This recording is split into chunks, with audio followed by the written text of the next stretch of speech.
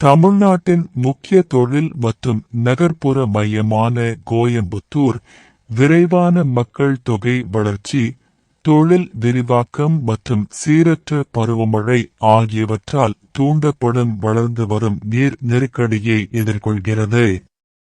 இப்பகுதியின் பரந்த நீர்நிலை அமைப்பிற்கு வரலாற்று ரீதியாக உயிர்நாடியாக விளங்கிய நொய்யல் ஆறு தற்போது கடுமையான மாசுபாடு மற்றும் பராமரிப்பின்மையால் பாதிக்கப்பட்டுள்ளது.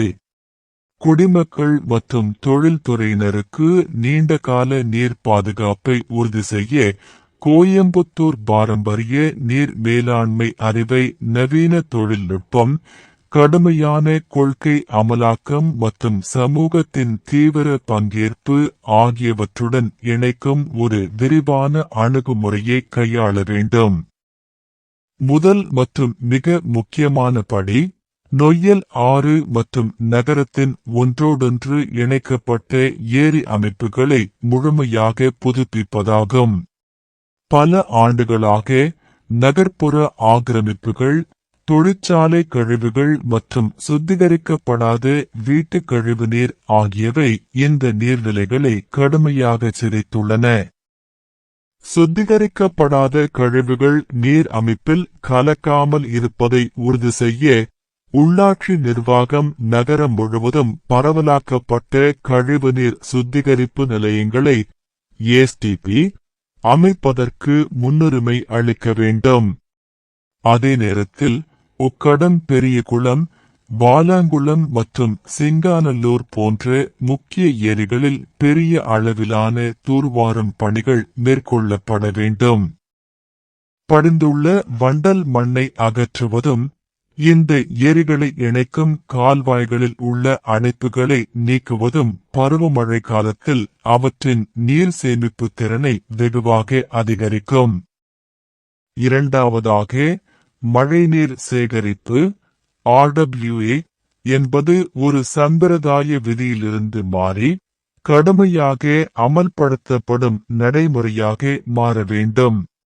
மேற்கு தொடர்ச்சி மலையின் மழை மறைவு பகுதியில் கோயம்புத்தூர் அமைந்துள்ளதால் ஒவ்வொரு துளி மழையும் விலைமதிப்பற்றது. மாநகராட்சி நிர்வாகம் புதிய குடியிருப்பு கட்டிடங்களுக்கு மட்டுமல்லாமல் தொழிற்பேட்டைகள் மற்றும் வணிக வளாகங்களிலும் மேம்பட்ட மழைநீர் சேகரிப்பு கட்டமைப்புகளை கட்டாயமாக்க வேண்டும். பொது இடங்கள், பூங்காக்கள் மற்றும் நிறுவன வளாகங்களில் ஆழமான நிலத்தடி நீர் மறுவூட்ட குழிகள் (ரீசார்ஜ் ஷாஃப்ட்ஸ்) அமைக்கப்பட வேண்டும். இவை மேற்பரப்பு நீரை நேரடியாக நிலத்தடி நீர்நிலைகளுக்கு கொண்டு சென்று குறைந்து வரும் நிலத்தடி நீர்மட்டத்தை திறம்பட உயர்த்த உதவும். மூன்றாவதாக, விவசாயம் மற்றும் தொழில்துறையில் திறமையான நீர் மேலாண்மை மிக முக்கியமானது. ஏனெனில் இத்துறைகளே அதிக அளவு நீரை பயன்படுத்துகின்றன. கோயம்புத்தூரை சுற்றியுள்ள கிராமப்புற பகுதிகள் அதிக நீரை செலவழிக்கும் பாசன முறைகளிலிருந்து சுத்திகரிக்கப்பட்ட தொழிற்சாலை கழிவு நீரை குளிரூட்டும் கோபுரங்கள் (கூலிங் டவர்ஸ்) மற்றும் தொழிற்சாலை சுத்தம் செய்தல் போன்ற குடிநீர் அல்லாத தேவைகளுக்கு மீண்டும் பயன்படுத்துவது புதிய நகராட்சி நீருக்கான தேவையை வெகுவாக குறைக்கும். மேலும் கட்டமைப்பு குறைபாடுகளால் ஏற்படும் நீர் இழப்பை தடுக்க நகரம் தனது நீர் விநியோக உள்கட்டமைப்பை நவீனமயமாக்க வேண்டும். தற்போது பழைய மற்றும் கசிவுள்ள குழாய்கள் மற்றும் அங்கீகரிக்கப்படாத இணைப்புகள் காரணமாக சுத்திகரிக்கப்பட்ட நீரில் கணிசமான அளவு வீணாகிறது. திறன்மிகு நீர் அளவீட்டு கருவிகள் மற்றும் IoT அடிப்படையிலான கசிவு கண்டறியும் அமைப்புகளை செயல்படுத்துவது அதிகாரிகள் நீர் ஓட்டத்தை நிகழ்நேரத்தில் கண்காணிக்கவும் கசிவுகளை உடனடியாக சரி செய்யவும் உதவும். இறுதியாக, பொதுமக்களின் பங்களிப்பு இல்லாமல் நீடித்த நீர் மேலாண்மை வெற்றி பெற முடியாது. கல்வி நிறுவனங்களும் உள்ளூர் அரசு சாரா நிறுவனங்களும் NGOs இணைந்து நீர் சேமிப்பு குறித்து தொடர்ச்சியான விழிப்புணர்வு பிரச்சாரங்களை நடத்த வேண்டும். சமூகத்தால் வழிநடத்தப்படும் ஏரி பராமரிப்பு என்ற பாரம்பரிய நடைமுறையை மீண்டும் உயிர்ப்பிப்பது, உள்ளூர் மக்கள் தங்கள் அருகிலுள்ள நீர்நிலைகளை நெகிழிக் கொட்டுதல் மற்றும் ஆக்கிரமிப்புகளிலிருந்து தீவிரமாக பாதுகாப்பதை உறுதி செய்கிறது.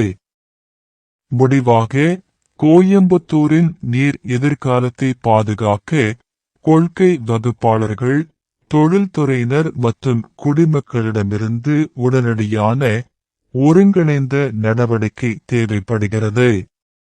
நொய்யல் ஆறு போன்ற நமது உயிர்நாடிகளை சுத்தம் செய்வதன் மூலமும், ஒவ்வொரு மழைத்துளியையும் சேகரிப்பதன் மூலமும், திறன்மிகு தொழில்நுட்பத்தை பயன்படுத்துவதன் மூலமும், சேமிப்பு கலாச்சாரத்தை வளர்ப்பதன் மூலமும், கோயம்புத்தூர் நீர் பற்றாக்குறை உள்ள நகரத்திலிருந்து நகர்ப்புற நீர் மீள்திறனுக்கான ஒரு முன்மாதிரியாக மாற முடியும்.